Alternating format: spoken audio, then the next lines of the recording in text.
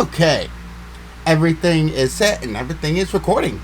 Hey, what's happening, everyone? I am your Dragon God of Gaming, Damian-D-Dragon, and welcome back to another episode of the Gaming News, where I run the list of gaming zones, news, facts, rumors, trivias, and everything coming out of the gaming industry this week. This week, we are talking about Google Stadia. Yeah, this is gonna be this was foreseen. Anyway, with all that being said and everything's going, let's get straight into the news, shall we? So, on our list, yes, that's right, Google Stadia. What can be said other than nobody understood it? This gaming service, which was touted as the Netflix of gaming, which was unveiled in 2019, will end on January 18, 2023 because of lack of traction to the platform. We kind of already knew that. Refunds will be issued for anyone who bought a controller for Google Stadia, along with any games and add-on purchases. Phil Harrison, who is the Vice President and General Manager of Google Stadia, had this to say. And I quote, "A few years ago, we also launched a consumer gaming service called Stadia. And while Stadia's approach to streaming games for consumers was built on a strong technology foundation, it hasn't gained the traction with users that we expected. So we've made the difficult decision to begin winding down our Stadia streaming service." Ooh. With Google being as ruthless as they are about destroying any and all things that don't work out, we kind of seen this thing coming. But anyway, yeah, we all kind of, we kind of all seen this kind of stuff coming from Google.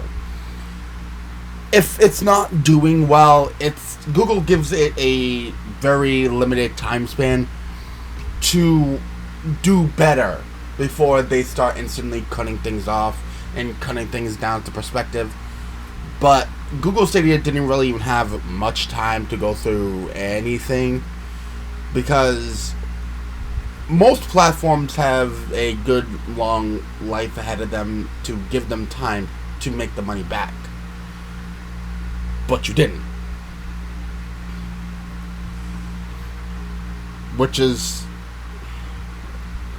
a wow moment to me, because Google put a lot into this, the streaming service, but it really wasn't extremely marketed.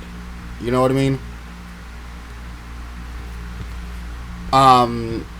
If I remember correctly from what I had been going through, they said that refunds will be completed by mid-January, so it's probably not going to take a long time for anyone to get their money back.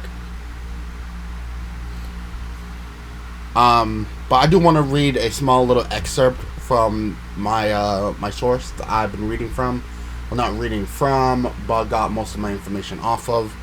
And this is coming from the BBC.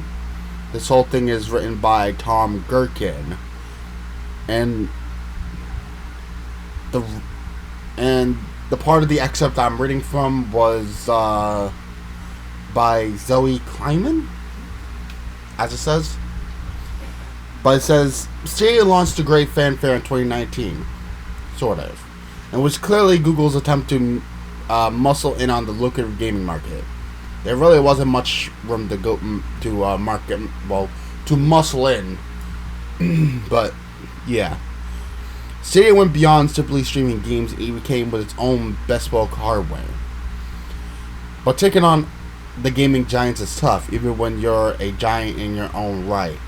What works for Xbox and PlayStation is difficult to replicate when their customers have already shelled out on consoles and subscriptions, and the firms behind them, Microsoft and Sony, have lucrative deals in place with the world's biggest gaming publishers.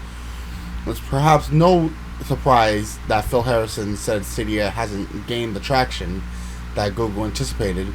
Marketing speak for not enough bums on seats. Yeah. And the reason why I wanted to read that excerpt was because of, yeah, it's kind of hard to muscle in on a territory that you're not versed in. Just like if there was supposed to be like another big company that's trying to rival Google, it's going to be fucking difficult.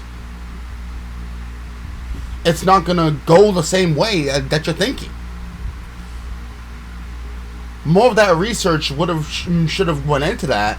Like, yeah, you could have been like another, like, kind of like GameFly service. Sort of like that. You're making a whole hell of a lot of money. What's the incentive? But you can also have your own console. Like that. But have that be like the side project.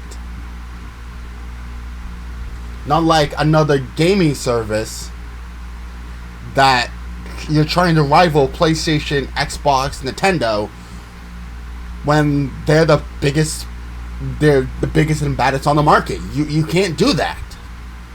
It's not gonna happen. And I'm sorry. Either you opt in to one of those giants or you opt out of the gaming market almost entirely. Like, if you're gonna start something and, you know, have it like Google is very fucking rich. Extremely rich. But if you're gonna do something like this, like Google Stadia, like I knew from when I seen Google Stadia that it really wasn't gonna be a very long time before they're calling it quits. And the reason why, because I thought it was promising. I really did think it was promising. Even I looked into Google Stadia. But it was just, there was a lot more better on the market. There was nothing that Google Stadia was doing that Xbox or Xbox or PlayStation was doing better. For the gaming market, you have to stand out. Absolutely, you have to stand out. If you don't, then what's the point? That's why if most people don't try to make another, gaming media service that's trying to rival Xbox or PlayStation. Why? Because the market is already cleared up for that. If you're gonna do it, don't expect that people are gonna buy as much as they do for the other competitors. Because me as a gamer, if somebody slaps on PlayStation, I know what I'm getting. With Xbox, we know what we're getting. If Nintendo slaps their seal on something, we know what we're getting. But, well, sometimes we know what we're getting when it comes to Nintendo, and that's a murky area. But Google Stadia was brand new. It was a relative unknown from a company that doesn't market in games. So how are we supposed to feel? You know what I mean? I think that's kind of the way that stuff works. But I digress here, ladies and gentlemen. What do you guys think, personally? Do you guys think that this was the smartest move for Google to take down Stadia, or do you think that they should have given a little more time? Let me know down in the comment section below. But with that being said, ladies and gentlemen, thank you guys so much for watching. Thank you guys so much for listening. And I appreciate you guys' time, and I hope everyone has a lovely, lovely day. Let me know down in the comment section below what you guys think, and hope everyone enjoyed. Down in the description down below is all of our lovely and beautiful content creators. Go check them all out. They are a lovely bunch of coconuts, and I can guarantee you guys that if you guys like my stuff, you guys are going to like theirs. So go check them all out. But with that being said, thank you guys. I hope to see you guys in the next one. Peace, and thank you guys so much for watching.